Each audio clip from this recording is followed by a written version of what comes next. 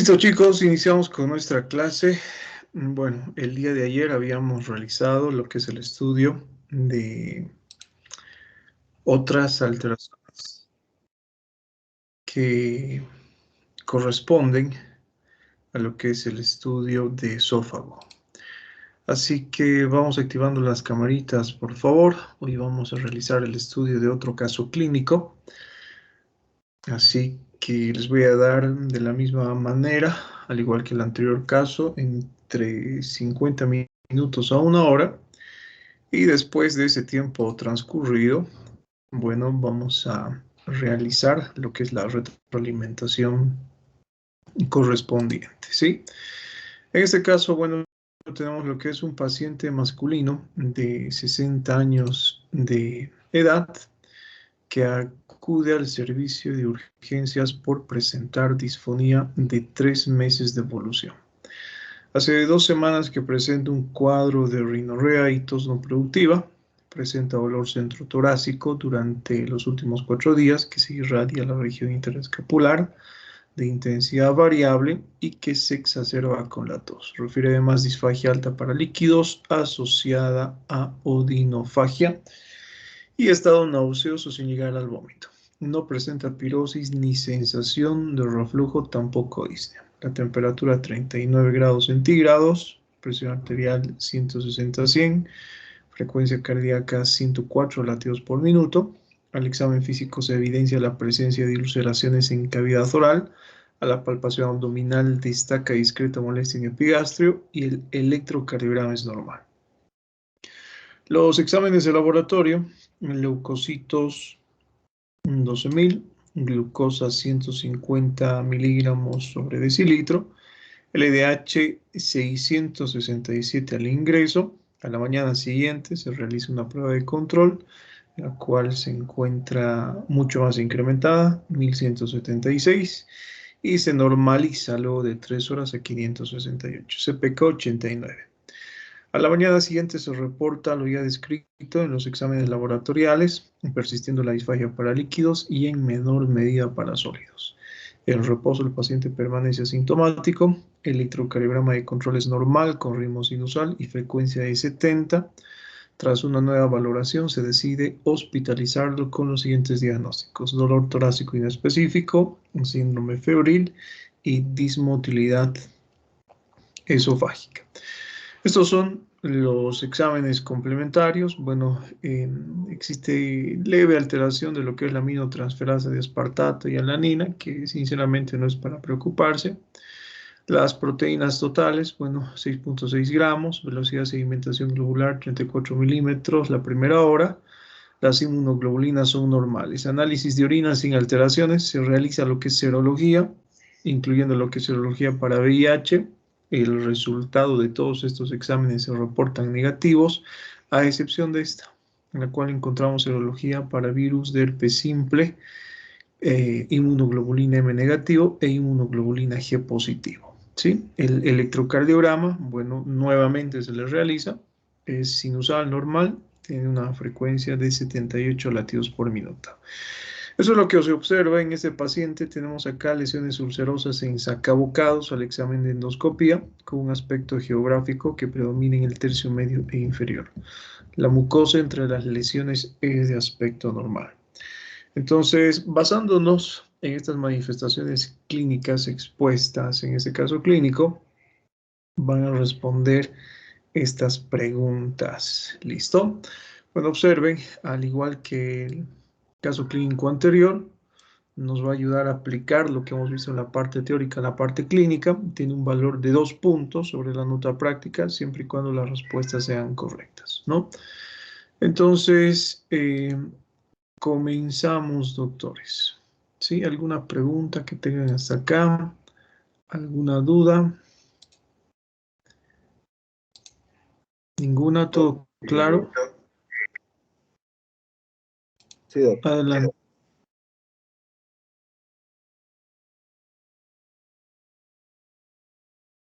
Todo claro, ¿verdad?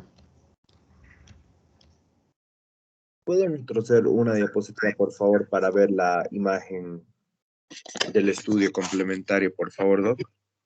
Ya les voy a dar Bueno, la opción de compartir. A ver, Cristian, creo que ya tiene el control.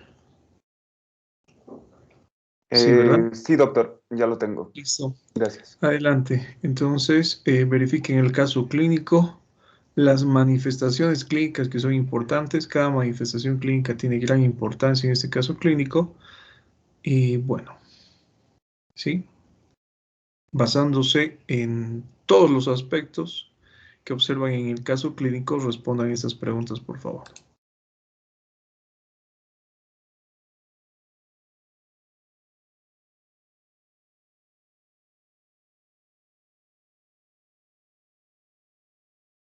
Les mandaré igual por el grupo de WhatsApp imágenes, por si acaso, para no estar cambiando tanto y el que quiera me avisa también si quiere que vaya cambiando de diapositiva. ¿Ok? Sí, mejor. Dentro de 50 a 60 minutos, entonces, doctor, nos vemos para realizar lo que es la retroalimentación. Ok, doctor.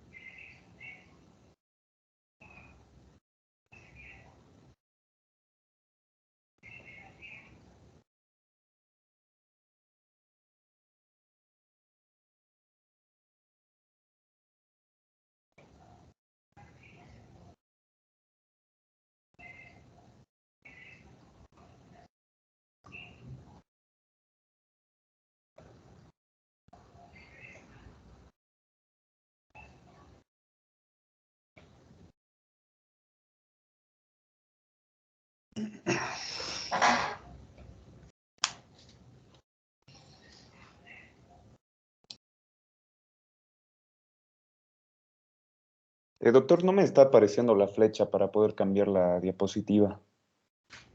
No sé por qué Yo será. puedo ver que está moviendo. Sí, por eso, pero no me aparece, ¿no? Por más que le haga clic. A ver, con el Ahí ya me teclado de aparece. su computadora. Sí. Ahí sí. Gracias.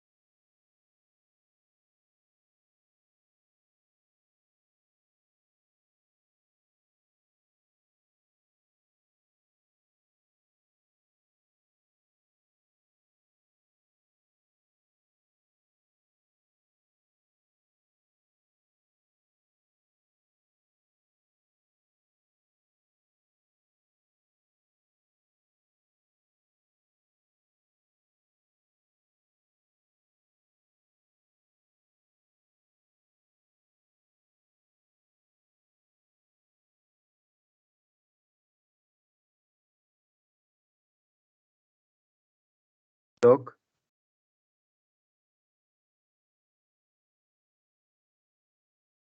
Adelante. no entiendo la penúltima pregunta que dice qué especie de cándida deben descartarse en pacientes que han recibido terapia. ¿Son las otras especies de cándida, aparte de las albicans, que pueden producir esta patología? Sí. Bueno, por ejemplo, a ver, les comento algo. Cuando se otorga lo que es un tratamiento antifúngico contra cándida, entonces lo más probable es que ya no se trate de Candida albicans, sino que se trate de otros tipos de cándida. Por ejemplo, aquellos que formen parte del género no albicans. Entonces hay que descartar, ¿no? Los Entonces que la no pregunta remiten viene con más o menos. fluconazol, por ejemplo. Perdón, Las que no remiten con fluconazol entrarían en esa categoría. exacto. Ah, ya. Gracias, doctor. Doctor, Adelante. disculpe, un asuntito. Quisiera pedirle permiso para retirarme de la clase por hoy día nomás, Ok. que tengo una práctica de semiología. ¿En horario de clases? No, es que tengo que salir antes porque como que tardo una hora y media en llegar. Por eso se lo pido. Solo va a ser esta vez, doctor. La siguiente Bueno, ya no. está bien, adelante. Está bien, muchas gracias, doctor.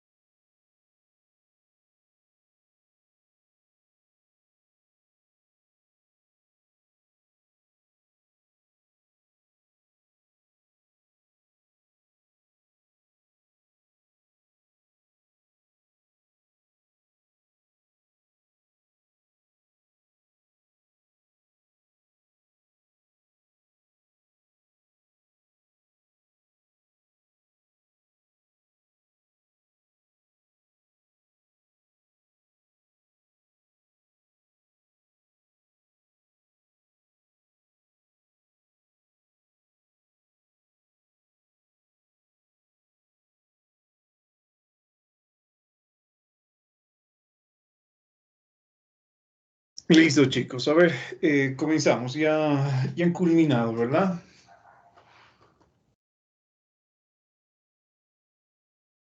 Sí, doctor. Listo, bueno, entonces iniciamos. ¿Sí? A ver, para empezar, partimos de el diagnóstico, ¿no? Tenemos acá un paciente que, bueno, presenta algunas manifestaciones clínicas, seguramente han tenido el tiempo de estudiarlas, que se caracteriza justamente porque es la manifestación típica de un tipo de patología, ¿no? Entonces, a ver, adelante, Nayeli. ¿Cuál es su diagnóstico, doctora?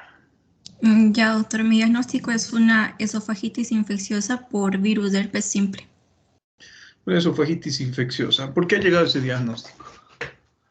Bueno, doctor, primero porque en la endoscopía se han mostrado ulceraciones, lo cual nos denota una inflamación primero una inflamación del esófago y aparte porque habían ulceraciones en la cavidad oral, lo cual nos indicaba que era una esofagitis infecciosa por virus de herpes simple. Listo. En el Vamos a caso hacer de que las camaritas, por favor. Está bien lo que menciona su compañera, ¿no? Se trata de lo que es una esofagitis infecciosa. Habíamos visto en clases anteriores, el día de ayer especialmente, habíamos mencionado la esofagitis, ¿no? Cuando hablamos de esofagitis, hacemos referencia a lo que es un proceso inflamatorio de la mucosa esofágica, cuyas causas podían ser varias. Podía ser de origen infeccioso, podría tratarse debido a una enfermedad por reflujo gastroesofágico. Habíamos hecho mención también que la hernia hiatal es capaz de ocasionar esofagitis. De la misma forma habíamos mencionado que otra forma de presentación muchas veces es a través del síndrome de Mallory-Weiss, ¿sí? Entonces, cuando hablamos de esofagitis es esto, lo que ha mencionado su compañera, ¿sí? Así de simple. Entonces, el diagnóstico es esofagitis infecciosa, ¿no? Enseguida vamos a responder las demás preguntas. Bueno, algo importante que probablemente también debemos comprender y que se encuentra en relación con la segunda pregunta es ¿por qué se produce la esofagitis? Por lo repetirles, causas existen varias. Vómitos recurrentes, asociada a enfermedad por reflujo gastroesofágico, y recuerden que existen varias patologías que cursan con enfermedad por reflujo gastroesofágico, ¿no? Ayer habíamos hecho referencia a la enfermedad por reflujo, solamente la habíamos mencionado, y habíamos realizado el estudio de hernia hiatal, ¿sí? En este caso, la esofagitis cambia de nombre, ¿no? Sería una esofagitis erosiva, porque en este caso el ácido clorhídrico, si ustedes recuerdan bien, tiene una alta capacidad de dañar lo que es la mucosa esofágica. Eso debido a lo que ya hemos visto. Recuerden que la estructura gástrica es mucho más resistente a la estructura esofágica debido a su composición. ¿Listo? Lo que vamos a ver dentro de poquito es que justamente la estructura gástrica, como medios de protección, posee la denominada barrera mucosa gástrica, que prácticamente hace al estómago una estructura que sea impenetrable, por así decirlo, ¿sí? O impermeable. Pero el esófago no tiene, ¿no? Esas características estructurales que tiene, por ejemplo, lo que es el estómago. Si comparamos, por ejemplo, lo que es el esófago y el estómago, podríamos decir que el esófago tiene menos serosa. Entonces es más común que se lesione debido a procesos infecciosos, debido a procesos inflamatorios, debido a lo que es el reflujo de ácido clorhídrico a través de la estructura esofágica. ¿Sí? Bueno, ¿qué tiene que ver esto? Que, como bien ha mencionado su compañera, esta es una causa infecciosa. Y las causas infecciosas pueden estar ocasionadas por tres patógenos principales. Candida albicans, que es la principal, una. Tenemos lo que es el virus del herpes simple, que es otra. Y tenemos lo que es el citomegalovirus, ¿sí? Pero es frecuente que se presente en personas inmunodeprimidas. Cualquier estado de inmunodepresión que ustedes imaginen. ¿Listo? especialmente la infección por Candida albicans. Es así que ustedes alguna vez en sus prácticas, cuando realicen el internado, observarán la presencia de lesiones ocasionadas por hongos en la cavidad oral que muchas veces tienen la capacidad de extenderse hacia el esófago. ¿Sí? Recuerden por sus clases de microbiología, incluso la Candida albicans puede considerarse lo que es un agente etiológico saprófito en la cavidad oral. Sin embargo, ya no así en el esófago. Entonces, aquellos pacientes que se encuentran inmunodeprimidos tienden a desarrollar lo que son infecciones fúngicas en estructuras donde no debería existir esto. Y esto es altamente frecuente en aquellos pacientes que presentan VIH-Sida. Si ustedes observan alguna vez la presencia de estas lesiones fúngicas a nivel del esófago, lo primero que tenemos que descartar es VIH-Sida en más del 80% de los casos. Es una manifestación muy común de este tipo de pacientes. Y ya sea en la infección aguda por VIH o ya sea cuando el paciente presenta, ¿no?, lo que es el síndrome de inmunodeficiencia adquirida como tal. Por esta razón, en este caso clínico, se le ha solicitado al paciente lo que es serología. Si ustedes, bueno, han estudiado el caso clínico, es una persona que no tiene antecedentes de cáncer, no tiene antecedentes de desnutrición. Les había mencionado al inicio de este caso que el paciente presenta lo que es una serología negativa para VIH-Sida. Entonces, la forma de presentación será usual en este paciente. Es frecuente esta presentación. María Isabel. Sí, Doc, o sea, respondiendo a específicamente este caso, si sus manifestaciones coinciden o a qué se refiere, porque lo que yo tengo es que en inmunodeprimidos el herpes sí puede ser frecuente, pero es más frecuente la cándida. Y en este caso sería como una complicación de una infección herpética antigua, por eso tiene IgG positivo. Y el virus va a migrar del ganglio del vago a la mucosa esofágica y por eso se produce la esofagitis. Pero entonces eso es en caso de una infección antigua que tiene el paciente. Entonces la pregunta es, a ver, vamos a ser puntuales. En caso de inmunodepresión o inmunosupresión, es frecuente. En Sí. este caso no tenemos ningún dato que sugiera lo que es inmunosupresión. Entonces, ¿es frecuente este tipo de presentación en este paciente que no está inmunodeprimido? No, Doc. No, ¿verdad? No es frecuente. Doc. No vamos a confundir con lo que es el agente etiológico, ¿listo? Los agentes etiológicos, cándida, virus del herpes simple, citomegalovirus, son frecuentes que produzcan esofagitis infecciosa. Pero esta forma de presentación en este paciente que no presenta datos clínicos que sugieren lo que es inmunosupresión, no es frecuente. En un paciente sano, en un paciente con un sistema inmunológico adecuado, se puede presentar este tipo de alteración.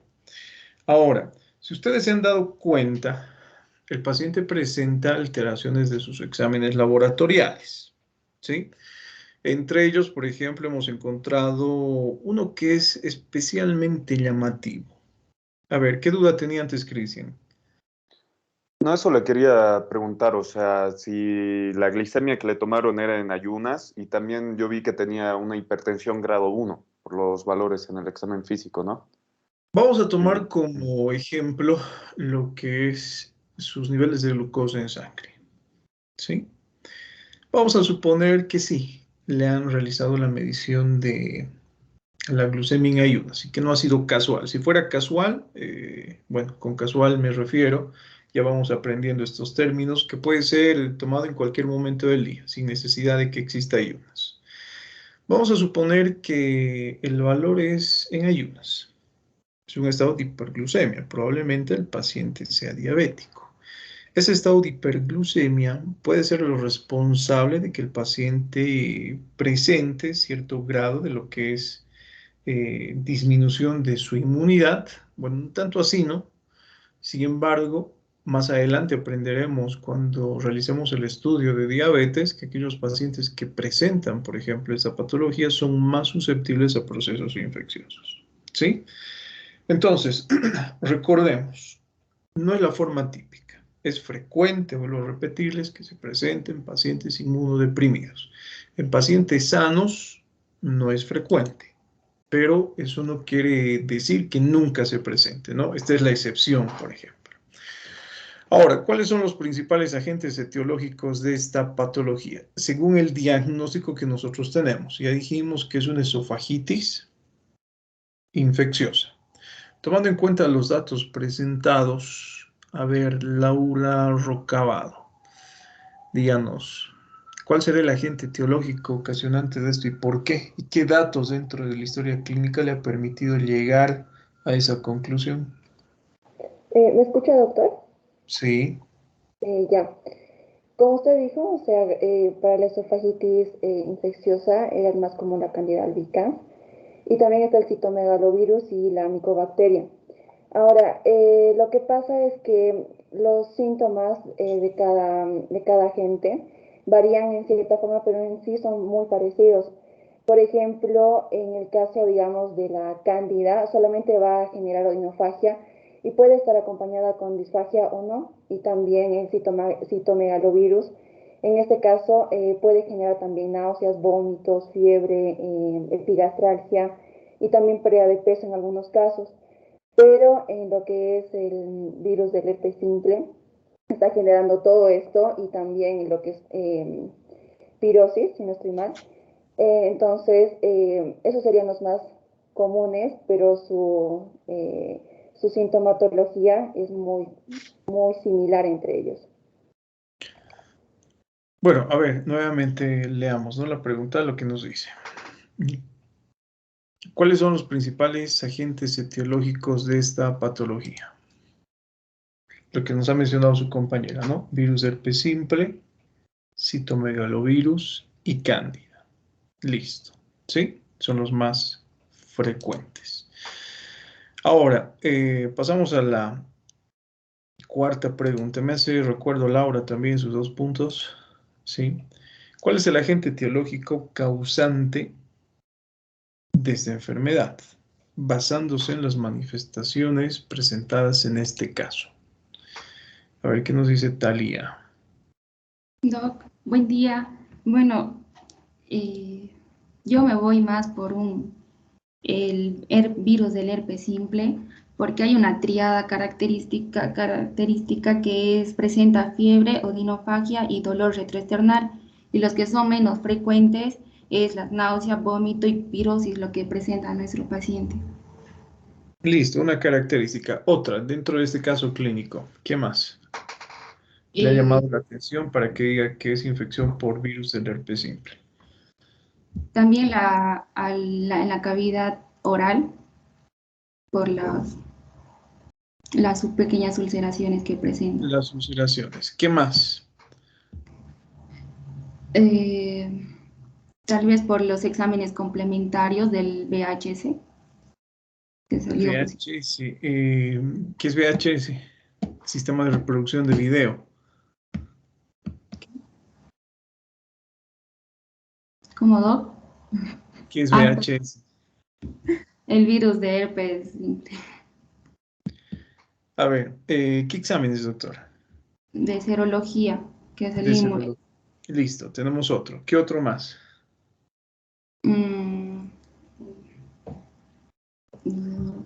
Tal vez al dolor, al hacer el examen abdominal, el dolor epigástrico. No.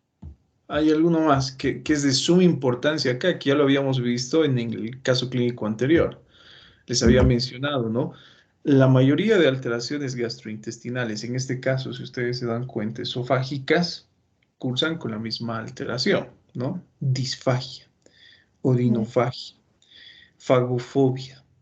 Tenemos alteraciones, como habíamos descrito en la clase de disfagia, como la fístula traqueoesofágica, como la esofagitis, el paladar hendido, la rabia, histeria, etc. Cursan con la misma sintomatología. Sí, en este caso, obviamente, la clínica es más precisa. Pero tenemos un examen más que es importante, que nos va a orientar al diagnóstico y nos va a dar el agente etiológico, pero de forma precisa. La endoscopia. la endoscopía. ¿Sí? Recuerden que a través de la endoscopía yo voy a poder estudiar las alteraciones en su estructura y las alteraciones a nivel de la mucosa esofágica. ¿Sí? Bueno, doctor. el cuadro clínico referido por el paciente es característico de esta patología, Jean Paul. Bueno, también me hace recuerdo sus 2 puntos. A ver, adelante. Debido al cuadro clínico. ¿Se ven? ¿Se ve mi cámara? Sí, adelante.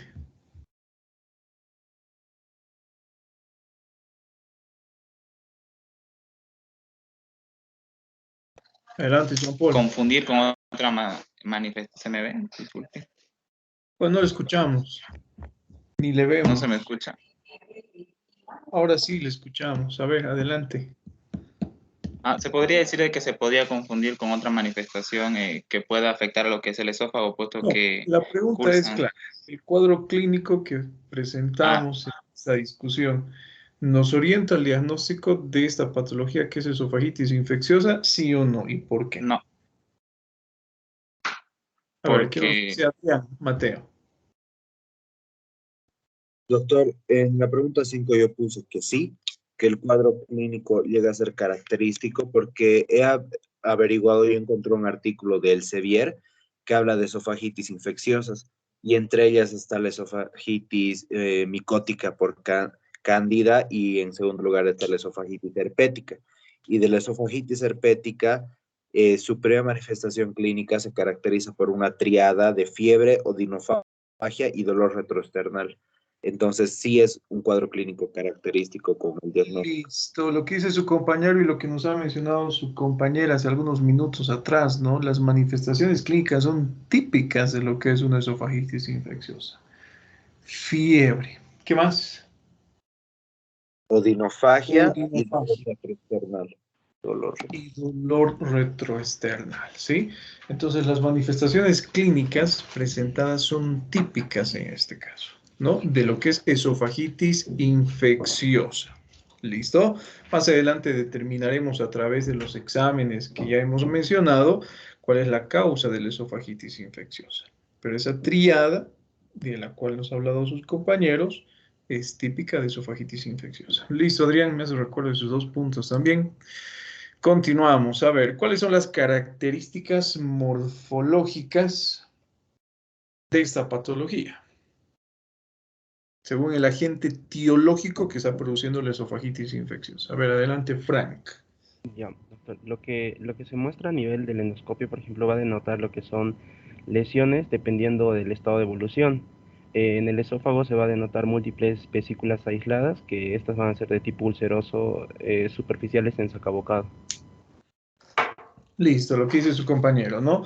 Entonces, las características morfológicas de las lesiones son esas lesiones a manera de sacabocados.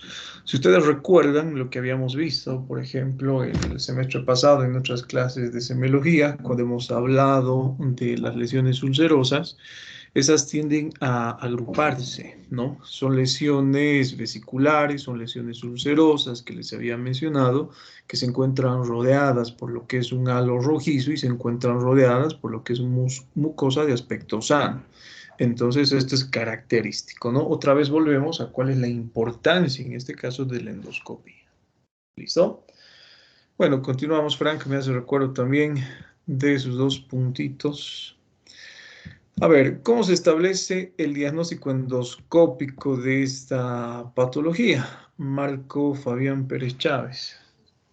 Sí, doctor.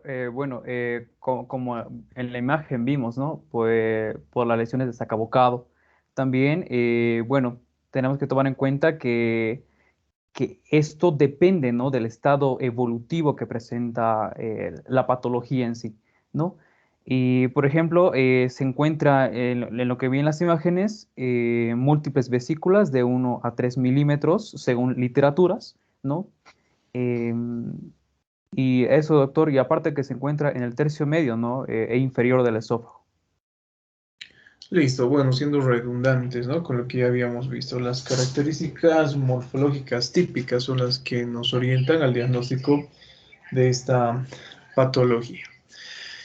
Ahora, ¿cuál es el patógeno predominante en esta patología? Y hablando de forma general, lucero de Los Ángeles, el que con mayor frecuencia produce este tipo de alteraciones. Ya, Doc, hablando epidemiológicamente, el más frecuente sería la cándida. Y me atrevería a decir que casi en un 80%, puesto que el herpes es más o menos en un 25% de los casos. Y seguido por el citomegalovirus, que es casi un 15%. Listo, está bien. También me hace recuerdo sus dos puntitos, al igual que ha participado hace un momento, Marco. Creo que sí, ¿no? A ver. La siguiente. ¿Qué especies de cándida deben descartarse en pacientes que han recibido terapia antifúngica?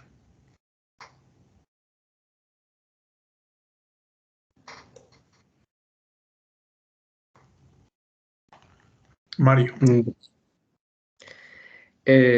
Bueno, en realidad yo malinterpreté la pregunta y puse las especies que deberían más bien sospecharse en el caso de terapia antifúngica. Descartando la Candida albicans, podríamos encontrar a Candida guillermondi, Candida krusei, Parapsilosis, tropicalis, Kéfir, Luciniae, dubliniensis, glabrata y Candida auris, que llama bastante la atención por la posibilidad de crear resistencia en los últimos años que menciona Harrison. Listo, está bien lo que menciona su compañero, ¿no? Sí. No se ha confundido del todo, Mario. Bueno, cuando hablamos entonces de lo que es terapia antifúngica, la terapia antifúngica es efectiva contra la Candida albicans, ¿sí? Vamos a suponer el siguiente ejemplo. Tenemos un paciente, fuera de este caso, que ya ha presentado esofagitis por cándida, que ha recibido terapia antifúngica. Y resulta que después de algunas semanas asiste otra vez a la consulta por presentar la misma alteración. Entonces, lo más probable es que la causante ya no sea la Candida albicans, sino sea cualquier otro tipo de cándida del género no albicans que nos ha mencionado su compañero. Entonces, si ustedes alguna vez tienen este tipo de pacientes que ya han recibido tratamiento con terapia antifúngica, pero resulta que el paciente acude nuevamente por presentar lo que es una clínica similar, están en la obligación de descartar que no sea otro agente etiológico micótico del género no albicans. ¿Listo? Bueno, y para cerrar la clase, ¿cuáles serían las características endoscópicas en caso de que el agente causal de esta patología fuera ocasionada por cándida? Andrés. Bueno, para culminar, doctor, en este caso, yo lo que encontré en un artículo del Sevier era que principalmente cuando tenemos una esofagitis por candidiasis, la técnica de la endoscopía por sí sola no nos ayudaría de todo completo, porque en este caso es similar a una esofagitis severa por reflujo, también es similar en la endoscopía a una por citomegalovirus. En este caso, una de las principales características serían las placas blanquecinas, pero en este caso, al igual en este mismo artículo decía que se podrían clasificar en 4 grados. En un grado primero, que serían placas blanquecinas menores a 2 milímetros sin úlceras. En un grado 2, igual placas blanquecinas mayores a 2 milímetros sin úlceras. En un grado 3, placas blanquecinas ya más elevadas, lineales, constituyentes y en este caso con úlceras. Y finalmente en un grado 4, que sería lo mismo que en un grado 3, pero más una estenosis. Okay, a ver. Listo, lo que dice su compañero, ¿no? La presencia de placas blanquecinas. Así de simple. Algo que habíamos visto también en nuestras clases de semiología, pero seguramente no me han tirado pelota. Si ustedes recuerdan, cuando hemos hablado del denominado muetoral, les había mencionado, ¿no? Son lesiones a manera de placas, ya sabemos que es una placa, es una lesión solevantada, que tiene lo que es un aspecto grumoso, similar al requesón, les había mencionado, o al quesillo, que son friables. ¿Qué quiere decir eso? Cada vez que ustedes van a tocar esta plaquita y la van a retirar, sangra. ¿Sí? sangre. Entonces encontramos las mismas manifestaciones de este tipo de lesiones que ya las habíamos estudiado con anterioridad. Entonces me hace recuerdo sus 2 puntos también, Andrés. Listo, doctor, es fácil, ¿verdad? ¿O difícil? Doctor, Adelante. Una consulta. doctor, Perdón, disculpe, después. no llegó a mi nombre, pero yo tengo algo que aportar. A ver, adelante. Ya, bueno, estábamos hablando de que en esta esofagitis herpética vamos a encontrar vesículas y ulceraciones pequeñas. Quiero aportar que en estas ulceraciones, al hacer biopsias de los bordes de estas úlceras, lo que va a revelar son núcleos en vidrio molido, que es característico de estas úlceras, y también cuerpos de inclusión eosinofílicos de Cowdery tipo A y células gigantes. Listo, está bien. Dentro de lo que su compañera, bueno, nos acaba de mencionar, se encuentra lo que son las características morfológicas, ¿no? Justamente al realizar lo que es la tinción inmunohistoquímica, encontramos este tipo de lesiones. ¿Sí? Bueno, Marife y María Isabel tienen muchos fans, ¿no? A ver, adelante. ¿Qué más, Cristian? Yo le tenía una duda, o sea, porque viendo los valores de los leucocitos, en lo personal los encontré como si fuera una leucocitosis de 11. No sé si eso serviría ya determinando si hay una desviación a la izquierda o a la derecha como método diagnóstico. O sea, en síntesis, digamos. Bueno, Perdón. ¿Cuándo hago la endoscopía? En este caso, perdón. Método diagnóstico para llegar al diagnóstico de lo que es una esofagitis como tal, no. Pero para determinar que la causa es infecciosa, sí. ¿Listo? Para determinar que la causa es infecciosa, sí. En eso sí nos va a ayudar, ¿no? Ahora, si ustedes recuerdan, habíamos visto, por ejemplo, en clases pasadas también, de que el uso de antiácidos, por ejemplo, produce una serie de complicaciones. Y justamente aquellos pacientes que utilizan antiácidos de manera prolongada pueden desarrollar lo que son este tipo de infecciones por gérmenes oportunistas. ¿Recuerdan por qué? A ver, ¿alguno que quiera participar? ¿Por la ranitidina? ¿O por qué se causa? ¿No será porque estamos alterando el medio donde sobreviven estos microorganismos? Pero, ¿qué es lo que sucede? ¿Qué tipo de alteración existe? O sea, los antiácidos vamos a alcalinizar un poco más, podríamos decir, el medio, por lo que van a proliferar otro tipo de microorganismos. En un medio ácido, por lo general, no sobreviven. Podríamos mencionar, bueno, varios, pero a ver, en un medio ácido, por lo general, mueren estos microorganismos, mientras en un medio menos ácido, más tirado a alcalino, van a proliferar mayores. Eso produciría esta infección, ¿no? En breves palabras. Es correcto, ¿no? Lo que dice su compañero. Les había mencionado que el ácido clorhídrico no es malo. Sí, es excelente porque nos ayuda a realizar lo que es el proceso de digestión y también forma parte de lo que es el mecanismo de protección frente a procesos infecciosos. Algo que ya lo vamos a ir detallando mucho más adelante. Ningún tipo de bacteria es capaz de sobrevivir al medio ácido, aunque existen excepciones. ¿Sí? Aunque existen excepciones. Entre ellas, por ejemplo, lo que es el Helicobacter pylori. Y ya me voy adelantando, ¿no? Una de las alteraciones frecuentes, por ejemplo, del Helicobacter pylori es que produce atrofia de las células parietales. Y esto desarrolla un tipo de gastritis que se denomina justamente gastritis atrófica crónica. Y en caso de que no exista lo que es una adecuada morfología de estas células parietales y si se produce esta atrofia, ¿qué sucederá con el ácido clorhídrico? Disminuye. Y ese es uno de los mecanismos fisiopatológicos por los cuales la replicación de ese tipo de bacteria se va a ver facilitada en este medio ácido, ¿no? Entonces, si nosotros le damos al paciente por tiempos prolongados antiácidos, también favorecemos, por ejemplo, a lo que es la infección por este tipo de gérmenes oportunistas, ¿no? Entonces, algo con lo que quiero terminar. La historia clínica es importante.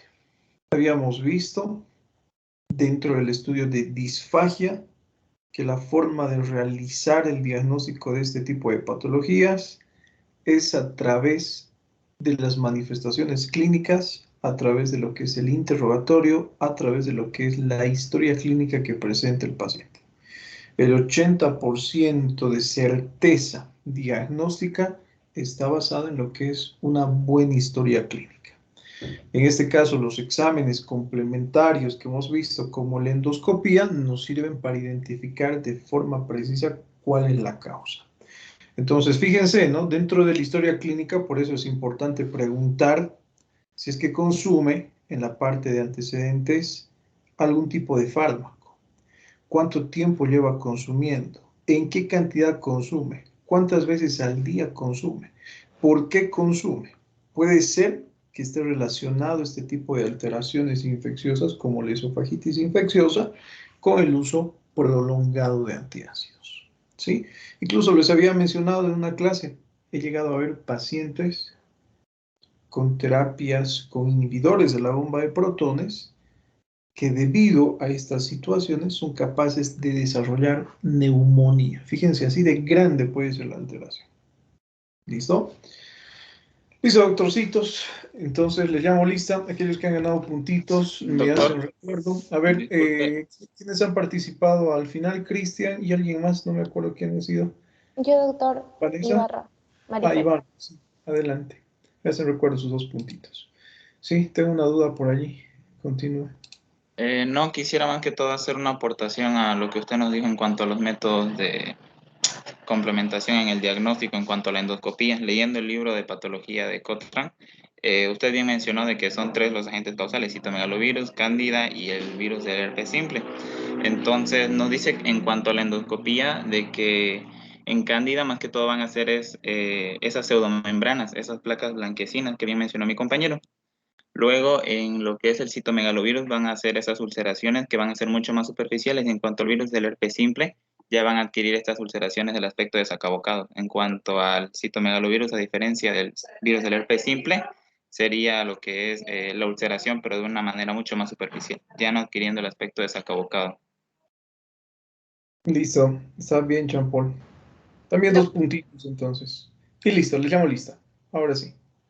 Atentos, por favor.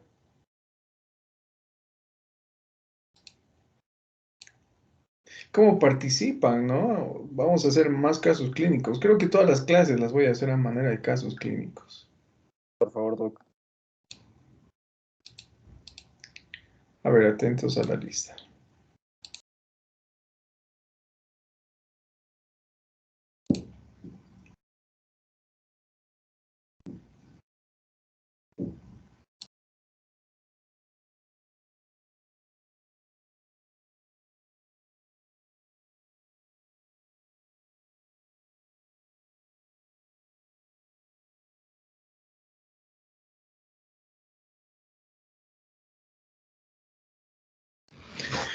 Listo, Avan. Presente, doc, más 2 puntos. ¿Por qué Avan no le he dicho los puntos? Pero bueno. Sebo. Sí, doc. Presente, doctor, igual ganó 2 puntos. Argote. Presente, doc. Falla. Presente, doc. Valderrama. Presente, doctor. Barral. Barral, presente, doctor. Barriga presente. Barriga. Bilbao presente. Castellanos. Castellanos presente más 2 puntos. Asa. Presente más 2 puntos, doc. Encinas. Encinas presente, doctor. Ferreira. Ferreira presente. Flores. Presente, doctor. Flores Loza. Flores Navia. Presente, doc. Gamboa. Presente, doctor. Gómez. Presente. Flores Alejandra. Gutiérrez Silvestre. Presente, doctor. José. Presente, Doc. Aita. Presente, doctor, más 2 puntos. Barra. Presente, doctor, más 2 puntos. Un segundito, a ver. Ibarra y Guaita. López. López presente. Luján. Márquez. Miranda. Presente. Miranda presente, doctor, más 2 puntos. Miranda Francisco. Presente, doctor. Montaño. Montaño Lipiri. Muñoz. Muñoz es el que ha pedido permiso, ¿no? Sí, doctor. Sí, doctor. Alistarse 1 hora para ir a su rotación. Nilipu. Presente. Ortega. Presente, doctor. Ortuño. Presente, Doc. Arco. Presente, más 2 puntos, Doc. Gracias. Pérez. Pérez presente, Doc, más 2 puntos. Charro. Presente, doctor. Rivera. Riva. Ado. Presente, doctor, más 2 puntos. Sánchez. Presente, doctor. Ticona. Ticona presente, Doc. Torrejón. Vaca Flores. Presente, doctor Vaca Flores. Larde. Velarde presente, Doc. Vélez. Presente, doctor. Zambrano. Presente, doctor. Zamorano. Presente, Doc. Centeno. Presente, doctor, más 2 puntos. Hurtado. Presente, doctor, más 2 puntos. Leandro. Y Hacha. Ahí está. Listo, chicos, nos vemos. Que tengan buen día. Cuídense. Chau, chau. Hasta luego, Gracias, doctor. doctor. Igualmente, Hasta luego, hasta doctor. luego. Doctor, toma en cuenta mi puntuación.